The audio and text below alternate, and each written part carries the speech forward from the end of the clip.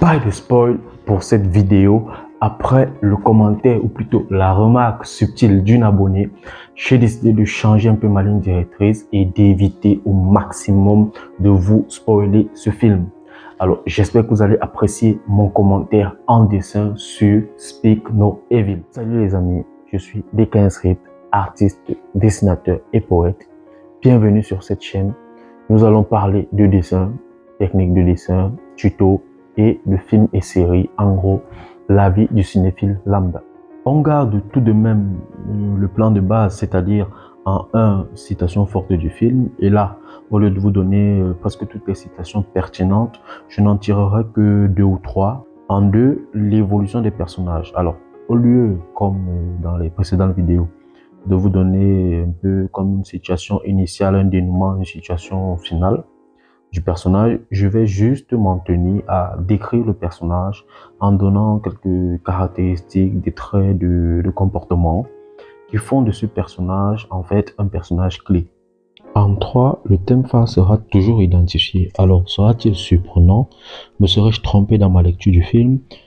Une fois que vous aurez vu le film, vous pourrez me dire dans les commentaires si vous trouvez qu'un thème était plus au centre de l'attention que celui que moi j'aurais choisi.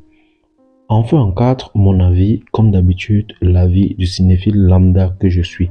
Après avoir vu le film, vous ferez, vous, la même lecture que moi ou une autre. N'hésitez pas à me faire un retour par rapport à cela, par rapport en fait à ce nouveau plan. On démarre notre avis sur le film Speak No Evil, comme d'habitude par les citations fortes du film. Le contrôle des prédateurs est essentiel à l'équilibre de l'écosystème. Paddy. Ce qu'on peut imaginer est plus sexy que ce qu'on peut faire physiquement. Paddy. Paddy a quelques petites phrases comme ça qu'il lâche de temps en temps. Je vous laisse les meilleures dans le film, surtout quand il parle de son père ou de son enfance. Évolution des personnages. Ben et Louise, joués par Scott McNairy et Mackenzie Davis, les parents d'Agnès, dont le couple va mal en fait. Ben va tout de suite être pris par le charme de Paddy.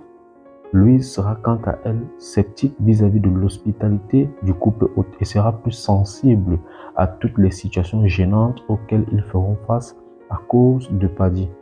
Louise veut se racheter auprès de son mari, Ben veut se rapprocher de sa femme. Ils ne sont pas toujours sur la même longueur d'onde, mais ils vont devoir se serrer les coudes pour survivre. Agnès, jouée par Alix West Leffler. Ce qu'on remarque, c'est qu'elle est très attachée à sa peluche, enfin son doudou, et son père a du mal à gérer ça car il pense que ça empêche de grandir. Elle aura 12 ans, je pense, et pour lui, le fait qu'elle soit toujours accrochée ainsi à son doudou, ça ne l'aide pas à prendre son envol. Parfois, elle fait même des crises de panique parce qu'elle n'a pas son doudou. Elle y accorde une grande valeur sentimentale. Et on pourra remarquer dans le film qu'à un moment donné où ils auraient pu s'échapper, en fait, ils vont devoir revenir dans la gueule du loup parce qu'elle avait oublié son doudou. Donc c'est risquer la vie de 3 personnes pour le doudou. C'est voilà, faut comprendre que c'est un doudou spécial. En tout cas, elle sera très proche de Ant et c'est la complicité entre les deux enfants qui permettra de démêler le vrai du faux dans l'histoire. Ant, joué par Dan Hook, le petit garçon, enfin le fils du coup de Paddy et de sa femme, donc Ant, c'est le petit garçon à qui on peut dire le titre du film s'adresse. Speak No Evil, on peut traduire ça comme étant ne dis rien, c'est la traduction qui est faite du film, car il ne devait rien dire, surtout qu'il ne peut pas parler. On l'entend souvent pousser des cris et il est présenté comme un enfant qui souffre dans son être. Alors, est-ce une souffrance psychologique ou physique? Ant va essayer, tant bien que mal, de donner des indices à Agnès afin de mieux comprendre l'étau qui se referme sur sa famille. Donc, Ant est quelque part aussi sous l'emprise en fait de Paddy et de ses parents. Il est sous l'emprise de ses parents et il voit très bien que cette emprise s'étend aussi à la famille d'Agnès, donc il va essayer de les libérer, du moins de cette emprise. Paddy, joué par James McAvoy. Dès le début du film, on ressent le contrôle qu'il exerce sur sa femme Chiara, jouée par Aisling Franciosi. Il se fait passer pour un médecin sans frontières en vacances avec sa famille et c'est là toute sa stratégie. Parce qu'en fait, il se rapproche des familles en vacances et il essaie de tout de suite de créer des liens d'amitié, par la suite les inviter dans son domaine. Son domaine, il a tout un camp à lui où justement il va inviter Ben et Louise à passer des vacances. Ils vont venir, ils vont accepter cette invitation et c'est de là que tout part parce que lorsqu'ils seront là, ils seront entre guillemets à sa merci. Paddy, c'est un personnage qui aime dominer les discussions, qui n'hésite pas à juger les autres et leurs choix. Il s'amuse même à jouer sur les convictions des autres, à les mettre en face des situations gênantes. Alors, est-ce pour voir la réaction ou juste pour tester les convictions profondes de chaque personne? Je vous prends un exemple, juste pour comprendre. C'est que Louise, par exemple, elle est végétarienne. Alors Paddy va commencer à lui poser des questions un peu bizarres sur ça. Lorsqu'ils vont revenir en fait chez lui, il sait très bien qu'elle est végétarienne, mais il va faire un poulet rôti et lui demander expressément de goûter. Même pas un poulet, je pense que c'est une noix. Il dit c'est une noix. Il met une valeur sentimentale à cette noix pour pouvoir influencer Louise à comprendre qu'il est important pour lui qu'elle puisse goûter cette noix rôtie là. Donc c'est ça, c'est comme ça que Paddy en fait il essaie toujours de prendre le contrôle des situations et de mettre les autres dans des positions embarrassantes. Donc, Paddy a non seulement ce besoin-là de dominer, mais il peut aussi se montrer brutal verbalement et plutôt agressif. Surtout qu'il a une carrure imposante. Ça, c'est quelque chose qu'on va voir dans une scène où les enfants préparent une chorégraphie de danse. Et Paddy, il aura une réaction un peu particulière vis-à-vis de certains événements qui vont se passer lors de ce dîner-là. Enfin, pas ce dîner, mais un déjeuner dans le jardin. Le thème phare ici, moi, j'identifie personnellement la confiance. Alors, est-ce qu'il faut accorder sa confiance au premier regard? Oui, vous me direz, c'est un film classé horreur, donc le thème phare peut être un peu plus une affaire de psychopathe ou un truc comme ça. Mais n'oubliez pas la morale de la fable Le Corbeau et le Renard. Tout flatteur vit aux dépens de celui qui l'écoute. Si Ben n'avait pas écouté Paddy, il n'aurait pas été charmé, il n'aurait jamais su la vraie nature de Paddy.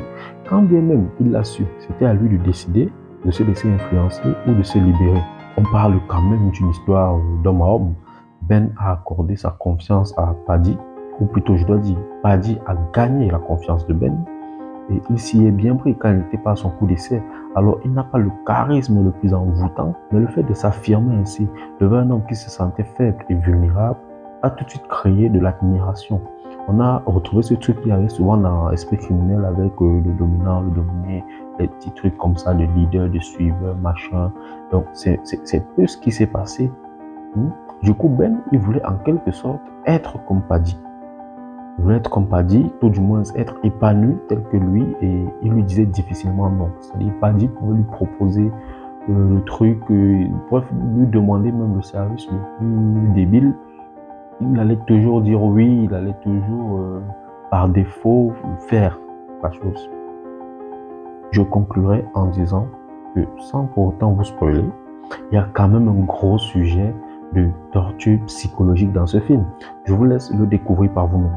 Je trouve ce film très bien. Une fois de plus, une performance de grande classe de James McAvoy qui avait exprimé un jeu d'acteur encore plus fou. Dans le film Split, où son personnage avait 23 personnalités, il en a joué au moins 6 durant tout le film. Split est issu de la saga Incassable Split et Glass, une trilogie que vous pourrez chercher si vous souhaitez regarder d'autres films de l'acteur. Speak No Evil, du début à la fin, on ressent une gêne, mais comment dire, aussi un suspense, une tension haletante qui ne nous quitte pas jusqu'à ce que ça se termine. Car on ne sait jamais les intentions de Paddy, du moins jusqu'à un certain moment du film. Au départ, c'est juste un gars sympa mais gênant. C'est tout ce qu'il est.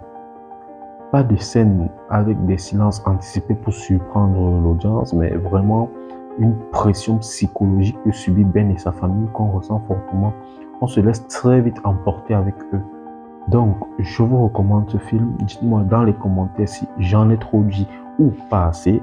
Tout du moins, j'ai spoilé le moins d'éléments clés possible et vous pourrez regarder la bande-annonce si jamais ce film vous intéresse. J'espère vous avoir mis suffisamment l'eau à la bouche. J'espère que vous avez apprécié cette vidéo. Dites-moi ce que vous avez pensé de ce dessin dans les commentaires. Pour tous vos besoins de portrait de commande, je vous laisse mon adresse mail dans la description et dans le premier commentaire. On se dit à la semaine prochaine pour un nouveau dessin. C'était DKN Script Art. Bye.